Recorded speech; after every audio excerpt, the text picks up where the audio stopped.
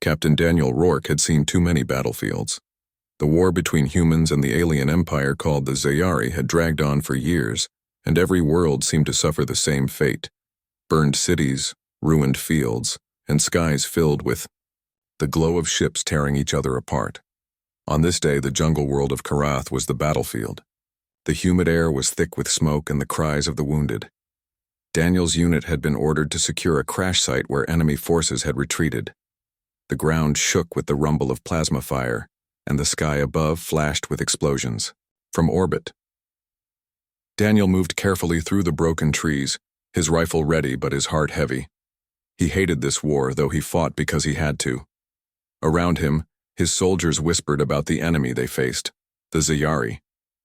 Tall, proud, and merciless, they were known for never sparing human lives.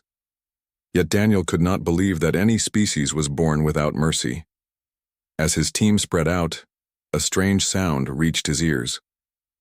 It was not the roar of battle or the scream of plasma. It was small, weak, a cry. Daniel froze. He lifted his hand, signaling silence. The soldiers stopped. He turned toward the noise, pushing aside broken branches until he found the source. There, beneath a pile of fallen metal from a destroyed transport craft, lay a small figure. It was an alien child. Her silver skin was smeared with dirt, and her dark eyes were wide with fear. Her small body was pinned under heavy wreckage, too weak to escape. Sparks flickered dangerously near her, and smoke rose around her face. She coughed, trying to breathe. Daniel's men cursed. "It's one of them," a soldier hissed. "Leave it. Orders are to clear this area." Another raised his rifle. "Better to finish it now before it grows up and kills us later." Daniel's heart clenched. The child's gaze met his, full of terror. She was not a soldier. She was helpless. "Lower your weapons," Daniel ordered, his voice sharp. The soldiers hesitated. "Captain, with respect," one argued, "that's the enemy's spawn. Saving it is madness. You'll put us all in danger." But Daniel shook his head. "She's just a child. War doesn't change that. If we kill her, then we're no better than the monsters we claim to fight." The men exchanged uneasy glances, but Daniel stepped forward without waiting for their approval. He threw his rifle over his shoulder and pushed against the wreckage. The metal burned his palms, but he kept shoving. Slowly, painfully, he shifted the debris just enough for the small figure to crawl free. The alien child whimpered, trying to rise, but her leg was injured. Daniel knelt and lifted her carefully into his arms. She trembled but did not resist. "She's alive," he whispered, "and she stays that way." Before anyone could argue, the trees around them shook with enemy fire. Scifi soldiers were closing in fast. Their tall armored figures moved with deadly precision, their weapons blazing. Daniel's squad scrambled for cover, returning fire. "Captain, drop her," a soldier shouted. "They'll target us harder if they see you carrying her." But Daniel refused. He carried the child close to his chest and sprinted through the jungle, dodging blasts of plasma that scorched the ground at his feet. The sound of battle filled his ears, but he kept running. He reached the edge of the jungle where their extraction craft waited. Human Marines waved him forward, firing wildly to keep the enemy at bay. Daniel rushed inside, the child still clinging weakly to him. The craft lifted off, its engines roaring as it escaped into the smoky sky. Only when they were safely in orbit did Daniel finally set the child down on a bench. She looked at him with wide, uncertain eyes. For a moment, the war seemed far away. It was only him, a human soldier, and a frightened alien child who had nearly died. His men stared at him, some with confusion, others with anger. "What now, Captain?" one demanded. "We can't keep her. She's the Queen's kind. You've doomed us all." Daniel looked down at the child. She was shaking, her small hands gripping his sleeve as if he were the only safe thing in the universe. "I don't know. What happens next?" Daniel admitted softly. "But I know this. Saving her was the right thing to do." The crew fell silent. No one could answer that. Hours later, word of the rescue spread like fire. Human command was furious, calling Daniel reckless. But among whispers carried through the stars, One truth became clear. The child he had saved was no ordinary Zayari. She was the daughter of their High Queen, the ruler of the alien empire. And now, both friend and foe would remember the human who had dared to save the enemy's heir. The Zayari High Queen sat upon her throne of dark metal, her presence filling the grand hall of her flagship. Towering pillars rose high above her, carved with the history of her people, centuries of conquest, victories, and the names of fallen heroes. Queen Seralith was known across the stars as unyielding, proud, and merciless. She ruled with strength, because anything less meant weakness. And in the Zayari Empire, weakness meant death. Now her fury burned hotter than any star. Her daughter, Princess Lizera, had been lost in the chaos of battle on Karath. The Queen's forces had scoured the planet for signs of her, only to discover a report so unbelievable that her generals whispered it in fear. The princess was alive only because of a human, the very enemy they had sworn to destroy. Seralith's hand tightened on the armrest of her throne as she glared at her advisors gathered below. "You expect me to believe this?" she thundered. Her voice echoed through the chamber. "That a human, a soldier of the enemy, saved my child from death?" A tall general bowed his head. "Majesty, the reports are confirmed. Witnesses say the human carried her from the wreckage. He protected her with his own life." The Queen's eyes narrowed. She could not understand it. The humans were brutal, cunning, and desperate creatures. They fought like cornered animals, always clawing for survival. But mercy? No. Mercy was not in their nature. "Then this human is a fool," she spat. "A fool who dares to meddle with my bloodline." Another advisor stepped forward cautiously. "Majesty, if I may, some see this act as honor. Perhaps it deserves—" "Silence!" Seralith roared. Her cloak swept across the floor as she rose. The chamber trembled with her fury. "There is no honor in sparing an enemy. There is only weakness. This human thinks himself noble. No. He is reckless, dangerous. His act was not kindness. It was defiance."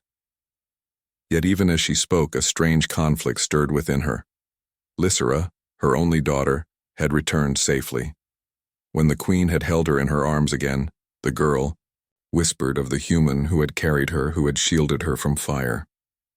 "Mother," Lizera had said softly, "he was not like the others. He was any kind." That word had haunted Seralith ever since. Kind. It was not a word the Zayari valued. To them, it meant weakness, hesitation.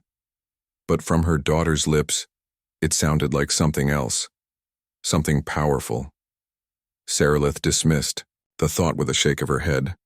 She turned to her council. "Where is this human now?" The generals exchanged uneasy looks. One spoke. "He has been taken back to his fleet, Majesty. Our spies say his commanders are displeased with his actions. Some call him reckless, others call him dangerous even among his own kind." Seralith considered this. If his own people doubted him, perhaps he was a man caught between two worlds. That made him unpredictable. Unpredictable men were threats. But still, he had saved her child. The Queen paced the length of the hall, her steps echoing. Finally, she stopped. Her golden eyes gleamed with decision. "Bring him to me," she commanded. "Alive." The generals stiffened in shock. One protested. "Majesty, it would be wiser to kill him. A human who can sway the heart of a princess. He is a weapon that could be used against you." Seralith's gaze cut through him like a blade. "Do you question me?" The general fell silent, bowing low. "Alive," she repeated coldly. "I will look into his eyes and know the truth. If he lies, he will die. If he is weak, he will suffer. And if he is strong, I will decide what to do with him." Far away, aboard a human vessel, Captain Daniel Rourke sat in a dim chamber facing the harsh voices of his commanders. "You risked your squad for an enemy child," barked one officer. "Do you have any idea what you've done? The aliens will use this against us. You should have left her." Daniel sat straight, his jaw tight. "She was trapped She was dying, and she was a child. That's reason enough. Reason? The officer sneered. You jeopardized the mission. You've made yourself a liability. Others muttered in agreement. To them, Daniel's act was reckless, foolish, even dangerous to human strategy. But Daniel did not regret it. He remembered the child's eyes, how they had looked at him with fear, then hope. He remembered the way she clung to him. That was not the face of an enemy. That was innocence. As the officers argued about punishment, a warning klaxon blared. The ship shook violently. Enemy interceptors had found them. Daniel rushed to the viewport. His blood ran cold. A Zayari flagship loomed ahead, its size dwarfing their vessel, its weapons locked on them like a predator ready to strike. The human officers shouted orders, but it was already too late. The flagship's tractor beams pulled the ship in effortlessly, dragging it into the vast hangar of the alien vessel. Daniel knew at once why this was happening. They hadn't come for the crew. They hadn't come for the ship. They had come for him. In her throne room, Queen Sarilith waited. Her daughter stood at her side, eyes full of curiosity. Mother, Lysera whispered, will you hurt him? Sarilith did not answer. Her gaze was fixed on the great doors as they slowly opened.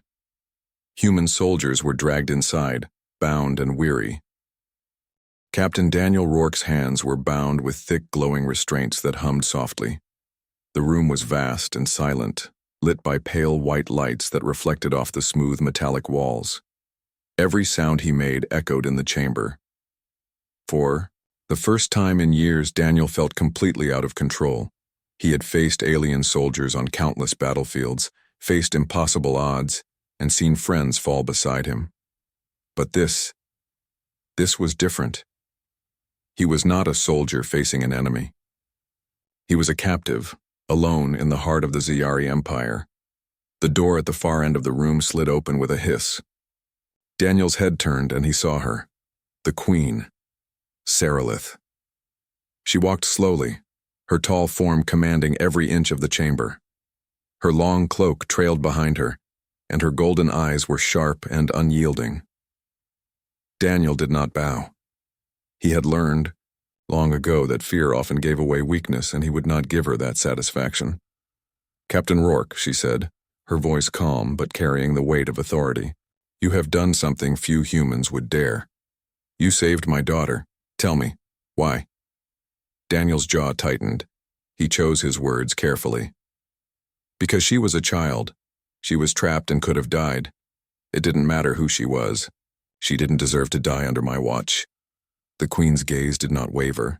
She had expected fear, maybe a lie, or even arrogance, but not honesty, not simplicity, not courage. You are reckless, she said, almost to herself. You risked your life, your people, everything. For her? I risked nothing, Daniel replied. I did what anyone with a conscience should do. I can't control the war, I can't control what my people think, but I could save a child. That's enough for me. Sarilith's eyes narrowed. Few Zayari spoke with such conviction. Fewer still would dare to speak to a queen in such a way. Daniel's words unsettled her. Behind her, Lysera, the princess, watched silently. Her silver skin gleamed softly under the chamber lights, and her dark eyes shone with curiosity and admiration. She had spoken of Daniel constantly since the rescue. To her, he was not just a human soldier. He was the one who had saved her life. "You understand, Captain," the Queen said slowly, "that your actions have consequences. The humans will not forgive your recklessness, and my people, many will see you as a threat." Daniel nodded. "I understand. I do not pretend to be safe here. I only know I did the right thing." The Queen studied him in silence. For a moment, the hum of the restraints and the quiet of the chamber filled the space. Then she spoke again. "You will remain under guard, but you will not be harmed, not yet. I wish to see more about who you are, why you think the way you do." Daniel tilted his head. "Why keep me alive?" Sarilith's expression softened ever so slightly. Because you are not like others. You act with conviction, yes, but also compassion. You are dangerous in ways that weapons cannot measure. That word, dangerous, struck Daniel. It was true, in a sense. Perhaps compassion was dangerous in a world ruled by fear and power, but he could not change who he was. The days that followed were strange and tense. Daniel remained a captive, but he was not treated like a normal prisoner. He was provided with food and shelter, though he was never left alone. Guards watched him constantly, yet he found ways to move around quietly, learning the patterns of the ship. Lysera often visited him. She was quiet, observing him as he ate or rested. At first, Daniel ignored her presence, focusing on his own thoughts. But over time, he began to notice her curiosity. She asked him small questions about Earth, about humans, and even about the war. "Why did your people fight us?" she asked one evening, her voice barely above a whisper. "Because fear drives them," Daniel said softly. "And misunderstanding. Humans fear what they do not know, and sometimes that fear becomes hatred. But not all humans are like that." Lysera nodded thoughtfully. "You are different. You are kind. My people do not believe in kindness." "I know," Daniel said. "It is rare, but it can make a difference." The princess smiled faintly, a small curve of hope. Daniel realized then that he was not just surviving as a captive, he was planting seeds. Perhaps one day, those seeds would grow into something more. Meanwhile, Sarilith observed everything. She listened as her daughter spoke of Daniel, noting the way the child's eyes lit up, the way her tone softened when discussing him. The queen could not deny it. Daniel Rourke had made an impression on her daughter. And yet, the queen struggled with her own feelings. She had never trusted humans. She had never seen one act without self-interest or deception.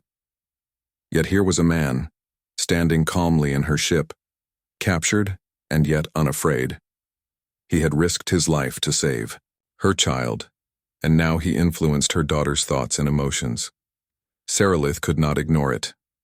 "Prepare him for questioning," she commanded. "I want to know everything he thinks, everything he believes. And you," she said to a guard, "make sure he is unharmed. If he dies, it will be on your heads." The guards bowed, and Daniel was left alone with his thoughts again.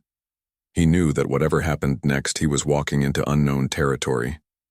The Zayari were proud, intelligent, and ruthless. Yet, in the heart of their empire, he had discovered something rare, a crack in their armor, a small window where compassion could exist, and he intended to use it. For the first time, Daniel did not fear captivity. He had a plan. It was not a weapon, nor a fleet, nor a strategy. It was simple. Stay true to his humanity, protect the child, and maybe, just maybe, change the heart of a queen. Because he knew this. Sometimes the smallest acts could shape the destiny of entire worlds, and he was ready to try. Captain Daniel Rourke had spent weeks aboard the Zayari flagship. He had been a captive, but not a prisoner in the usual sense. He was free to walk certain corridors, speak with those aloud, and observe the alien culture from within. Yet every step reminded him he was in enemy territory, surrounded by people who could end his life in an instant. Princess Lysera had grown more comfortable around him. She often walked with him through the quiet halls of the flagship, asking questions about Earth, humans, and life beyond the war. Her curiosity was insatiable, and Daniel answered as honestly as he could. "You risked your life for me," Lysera said one evening, her voice soft. "Why? Did your people teach you that?" Daniel shook his head. "No. Some of us are taught that war is the only answer. But I believe people can choose differently. I saved you because it was the right thing. Not because anyone told me to."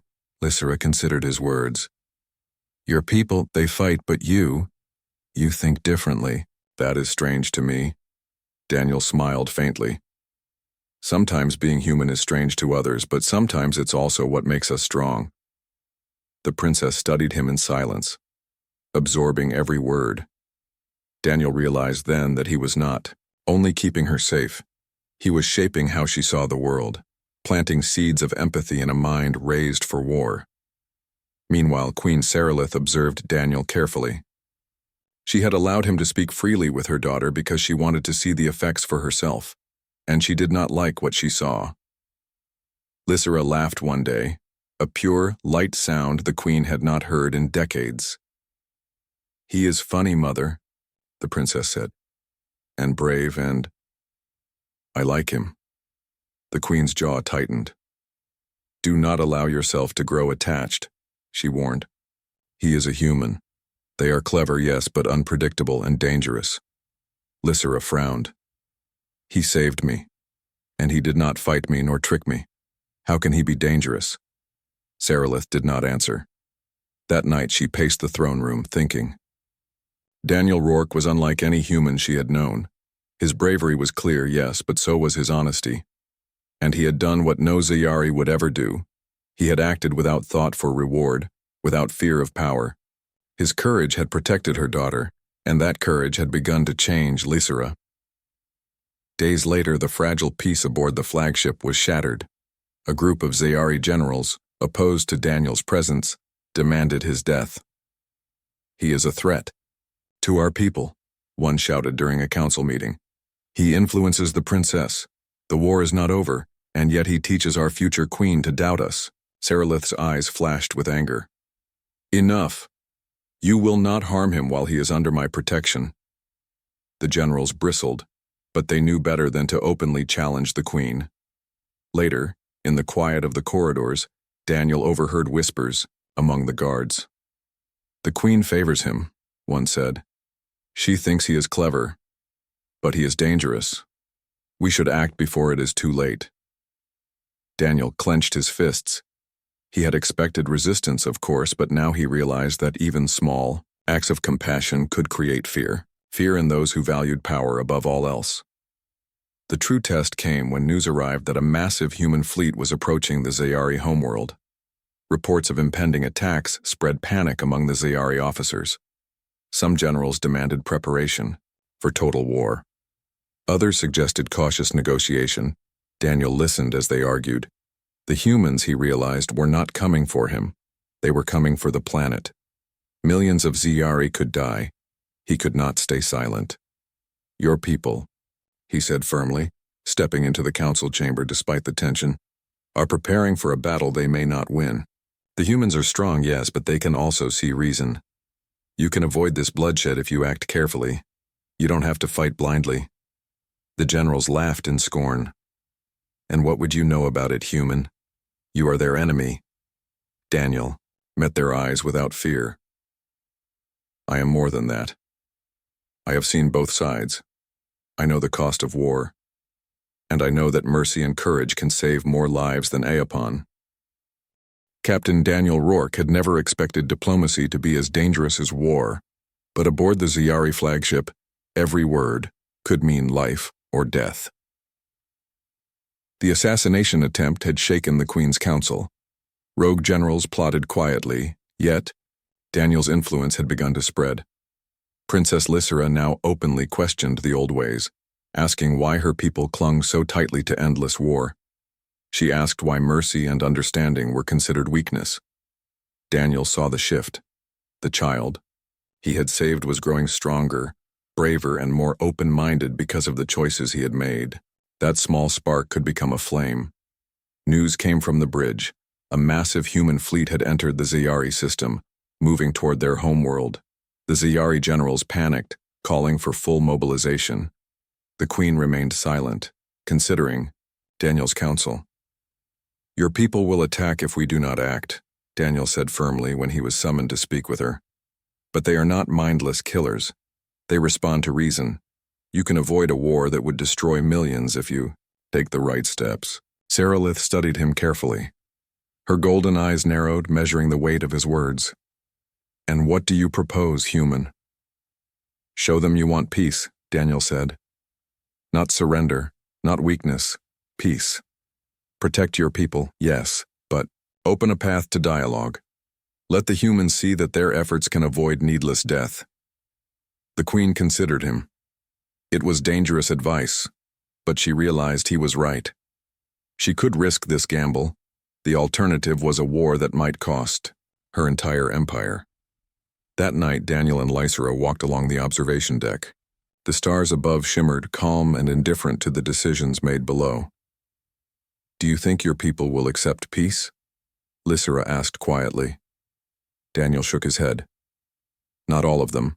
Some will resist. But the truth is stronger than tradition, and your voice matters. If you support the choice for peace, others will follow." Lysera's small hand brushed against his arm. "You taught me courage, Captain. I will try." Daniel smiled softly. "That is enough. Courage can change the future." In that moment, Daniel realized his mission had changed. It was no longer only about saving a child or surviving captivity. It was about shaping hope, teaching the Zayari that the cycle of war could be broken. Meanwhile, tensions among the Zayari generals reached a boiling point. Some refused to accept Daniel's influence. They saw the humans as forever enemies, and the queen's hesitation as betrayal. A heated council meeting erupted. One general shouted, "If we show mercy now, we will be seen as weak. The humans will take everything from us." Another countered, "The captain is right. Blind war will cost us everything. We have an opportunity to protect our people and end this conflict without more death." The queen raised her hand. Silence fell. "Enough," she said. "We will act, but not recklessly. Daniel Rourke speaks for reason. He will guide the first steps of this change." Shock rippled through the council. No human had ever been granted such authority in their empire. Daniel remained calm. He did not seek power. He only sought a path that saved lives and planted hope. The breakthrough came the following day. The Queen sent a message to the human fleet, requesting a meeting in neutral space. Human commanders were skeptical at first, but curiosity and the desire to avoid needless casualties led them to accept. Daniel accompanied the Queen and Lysera aboard the neutral shuttle. As they approached the human fleet, he noticed something remarkable. Human soldiers who had once seen the Zayari as unrelenting monsters now paused in disbelief at the presence of their former enemy's queen. The meeting was tense. Both sides eyed each other warily, weapons ready, fleets prepared for the worst. But Daniel's calm presence, his words of honesty and fairness, helped open dialogue. He explained the situation aboard the Zayari flagship, the princess's growing understanding, and the Queen's desire to prevent needless bloodshed. Slowly, commanders on both sides listened. Slowly, the possibility of peace became real. It was the first moment Daniel realized the truth. Humanity's strength was not weapons or technology. It was compassion, courage, and the courage to do what others would never dare. Back aboard the Taino Zayari flagship, not everyone approved. Rogue generals plotted in shadows, unwilling to accept the shift in power and thinking. Daniel knew that danger was far from over. He also knew that the Queen's support was fragile, and Lysera's voice, though powerful, would need guidance and courage to influence the empire. Still, Daniel remained resolute. He spent hours teaching the princess, sharing stories of humanity, of struggles, and of triumphs born not from force, but from choice. Sometimes the smallest act can change the largest war, he told her. Your kindness, your courage, your willingness to think differently, it matters more than you realize. Lysera listened intently. The child who had once been saved was now growing into a leader who could inspire change among her people. Daniel smiled faintly. He could feel the tide turning slowly but surely. He had become more than a captive. He had become a teacher, a bridge, a symbol of what humanity could do. And for the first time in a long time, he allowed himself a small thought of hope. Perhaps this war, which had caused so much death and fear, could end. Perhaps the Zayari and humans could see each other not as enemies, but as beings capable of understanding. This breakthrough was only the beginning. The real challenge lay ahead, convincing the Empire, protecting the princess, and surviving those who still sought to destroy him. Yet Daniel knew one thing for certain. He would not back down. He had already risked everything for one child. Now he would risk everything for a chance at peace. Because sometimes saving a life could change the destiny of entire worlds. The stars above the Ziyari homeworld shimmered with the cold light of distant suns. Below, the planet prepared for battle, or what could have been battle.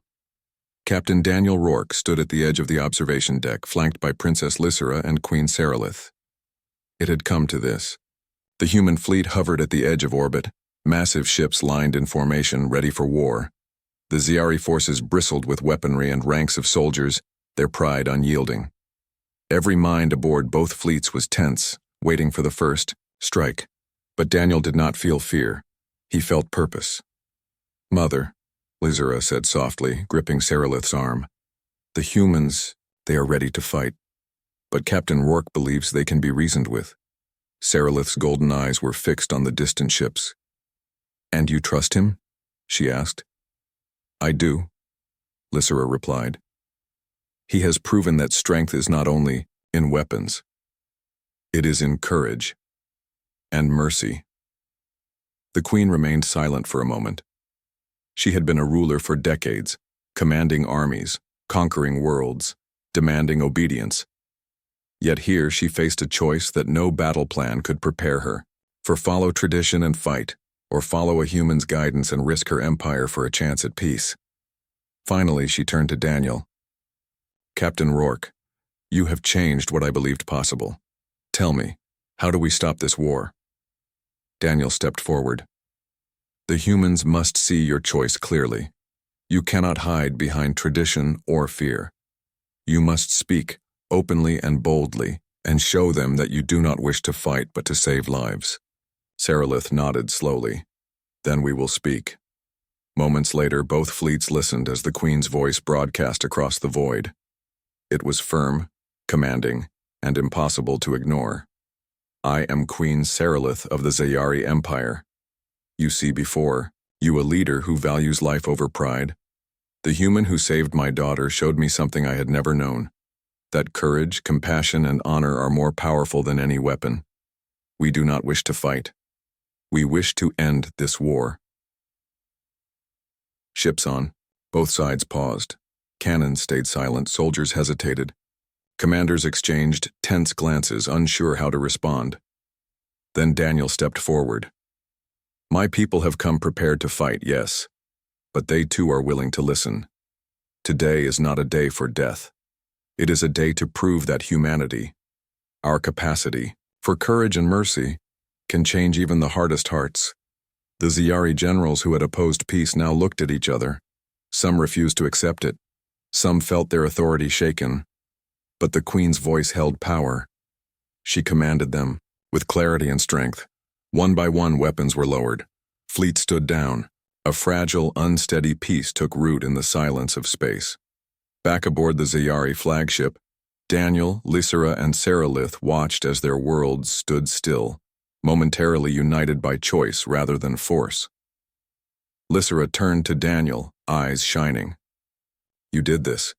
You believed in us, in me. You showed me another way." Daniel smiled. "No, you did it too. You chose to listen. That choice, that is what changes the future." Saralith studied Daniel quietly, her mind filled with thoughts she could not easily express. He was a human, a soldier of the enemy, yet he had done what no Ziyari could have done. He had saved her daughter, taught her courage, and even challenged her to reconsider the endless cycle of war. "You have my gratitude, human," she said finally. "And more than that, you have my respect. You are not just a soldier.